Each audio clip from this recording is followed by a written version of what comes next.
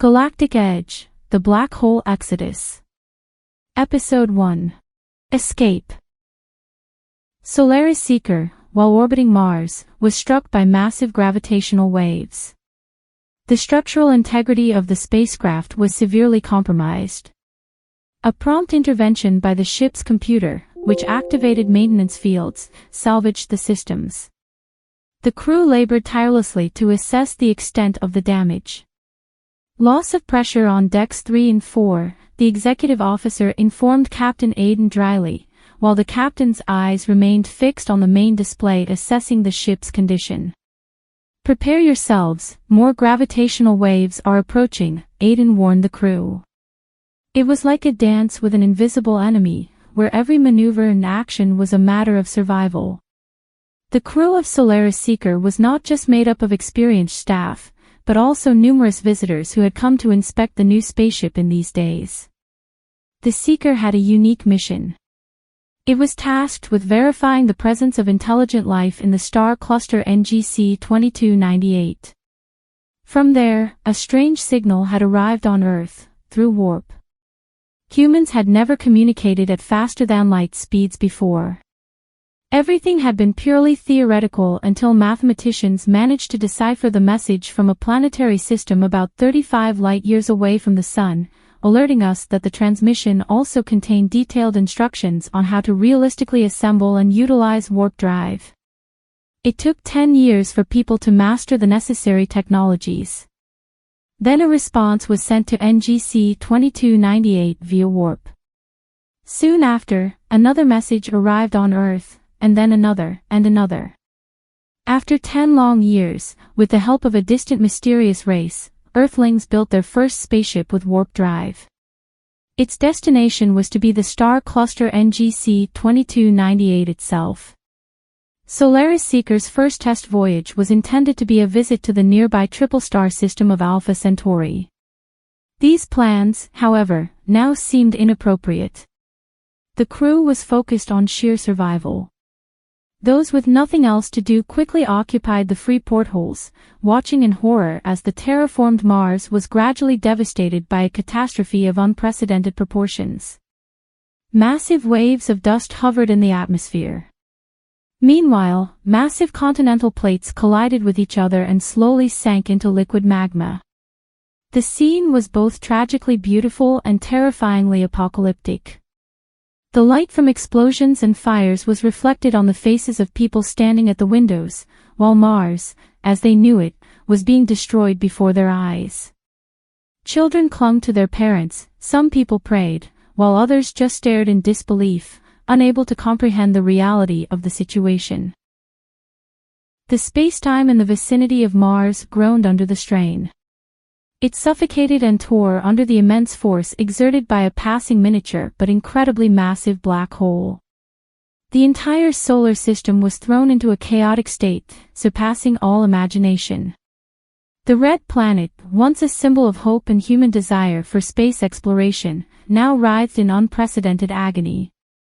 The gravitational balance of Mars was disrupted with such force that even its moon Deimos was torn from orbit and crashed into the devastated surface of the planet at an incredible speed.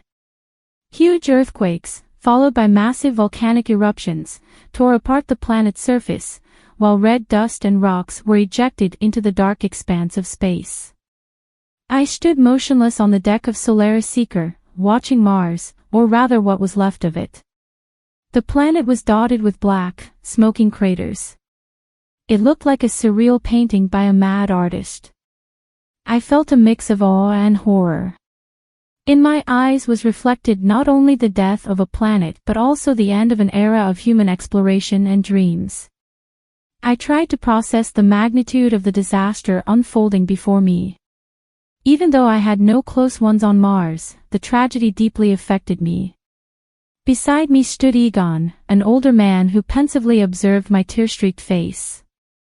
"We should not have witnessed this," he whispered in pain. "This should not have happened, not like this." His words echoed my own thoughts, feelings of sadness and loss so strong that I could almost physically feel them. Aidan, a man in his 50s with graying hair and angular facial features, stood resolutely on the bridge.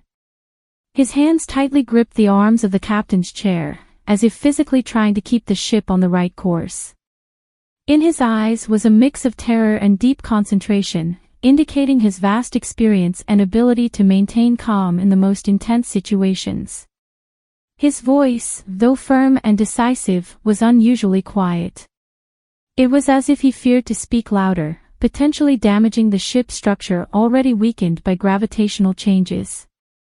"Set a course away from orbit, maximum speed," he ordered. It was a command meant to save the lives of everyone on board, although everyone at the control station, including Aiden, was aware that they were leaving behind a world they intimately knew, their wives, children who were still dying in a futile struggle for life somewhere down on the planet. The crew on the bridge immediately reacted, each fully focused on their task. Aiden remained standing, firmly holding onto the captain's chair. His eyes watched the numbers and graphs changing on the screens in front of him. It was he who held the fates of everyone on board in his hands. And although his expression remained unchanged, this decision cost him far more mental strength than he was willing to admit. On the planet below him, he had left a partner and 2 small children, aged 1 and 3. Solaris Seeker sped up at a speed necessary to escape the gravitational chaos now engulfing Mars. And it was destroying the rest of the solar system. As the ship moved away, its inhabitants, scientists, artists, technicians, and visitors who were lucky to survive, looked back at the entire tragedy with the knowledge that Mars, once an icon of the human spirit, was now just a mix of molten magma and its moons in the endless darkness of space. Meanwhile, on the bridge, the crew feverishly worked to keep the severely damaged ship out of the collapsing spacetime. A question, unspoken by anyone, began to spread across the deck. What next? No one had an answer. Devastated people, who watched their home become just a distant memory, realized that they were now sailing into the unknown, searching for a new home in the cold, inhospitable universe. From the deck of the Solaris Seeker, I gazed at the starry sky, now our new home. I tuned into the constant hum produced by the ship's engines. They rumbled darkly, their deep sound offering a kind of solace. At least something here is still functioning, I thought to myself. Meanwhile, the crew was working to hermetically seal the 2 damaged decks and had also been tasked with determining how many people had been on them during the catastrophe. The repairs needed to be done quickly. The maintenance field was draining the ship's energy faster than could be sustained in the long term. As I stood there, lost in the rhythmic throbbing of the engines, my mind wandered to the enormity of our situation. We were adrift in an unfathomable ocean of stars, isolated yet surrounded by the vastness of the universe. Our journey, which had started with such promise and excitement, had taken an unexpected turn into desperation and survival. The Solaris Seeker, once a proud vessel of exploration, had become a lifeline for its remaining crew. Each member, from the seasoned veterans to the novices who had joined us out of curiosity or for the adventure, now faced a reality far removed from what they had imagined.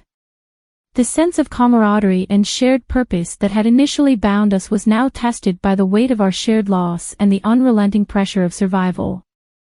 In the control room, the air was thick with tension and unspoken fears. The crew members, their faces etched with fatigue and stress, worked diligently. Each repair, every adjustment made, was a battle against time and the dwindling resources. The once vibrant chatter that filled the control room had been replaced by a focused silence, broken only by the occasional command or update on our status. I turned my attention back to the navigational panel, its lights blinking erratically, signaling the distress of the damaged systems. Despite the malfunction, it was crucial in guiding us away from the gravitational anomalies that threatened to tear us apart. Captain Aiden joined me by the panel, his gaze intense as he scrutinized the data. "How does it look?" he asked, his voice betraying a hint of the strain he was under. "The navigation system is severely damaged, Captain," I admitted.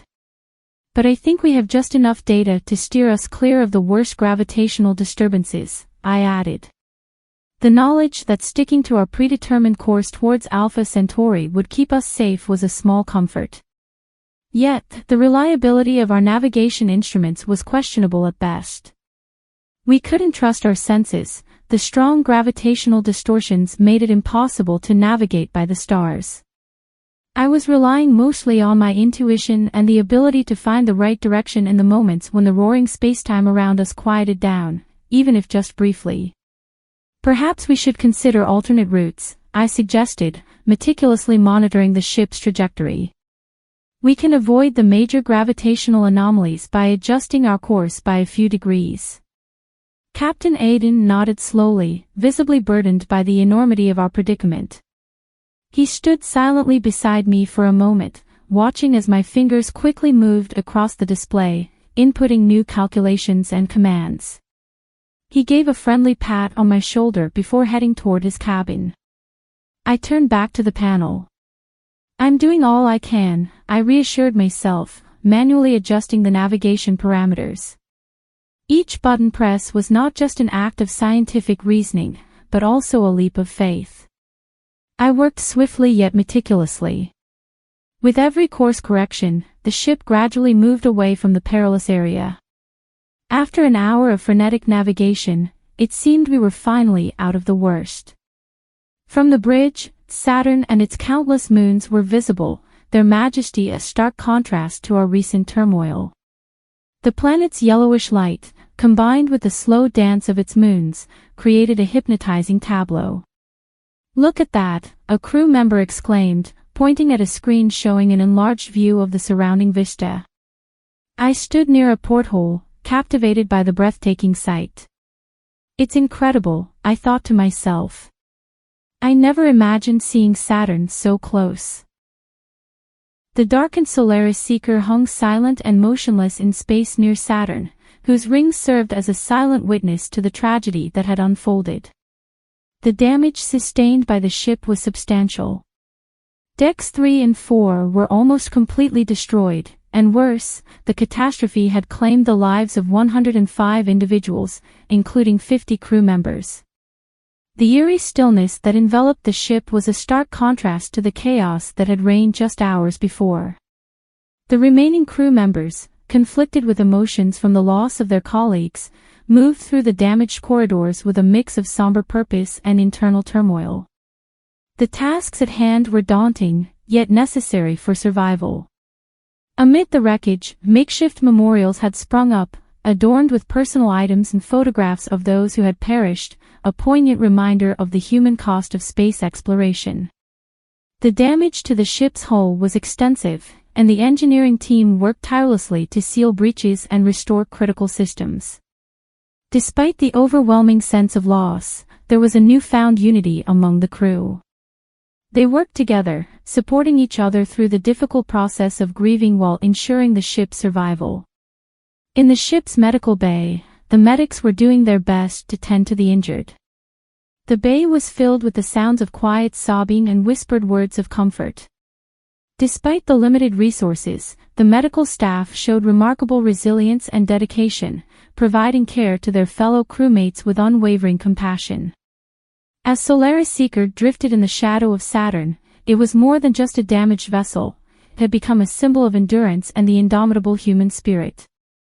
The tragedy had left its mark, but it had also galvanized the survivors to face the challenges ahead with courage and resolve. Aiden, standing resolutely on the command bridge, turned to address his crew.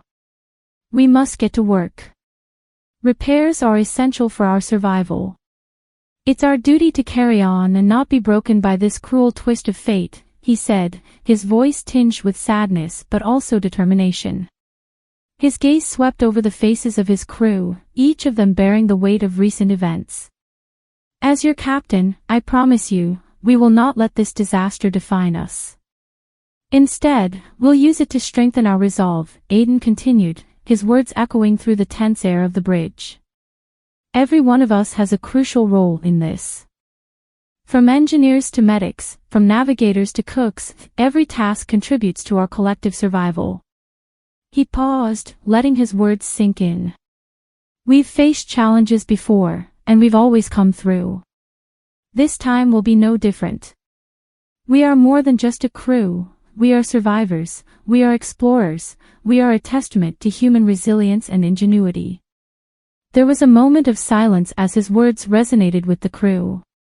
Some nodded in agreement, a flicker of hope rekindling in their eyes. Aiden's leadership was not just about giving orders, it was about instilling a sense of purpose, even in the darkest of times. Let's get the Solaris Seeker running again. Let's make her more than a ship, let's make her our beacon of hope, he concluded, his voice firm, as if defying the very stars that surrounded them. The crew, motivated by Aiden's words, began to disperse to their respective stations, each person now imbued with a renewed sense of responsibility and determination. The task ahead was daunting, but under Aiden's command, they were ready to face whatever the cosmos had in store.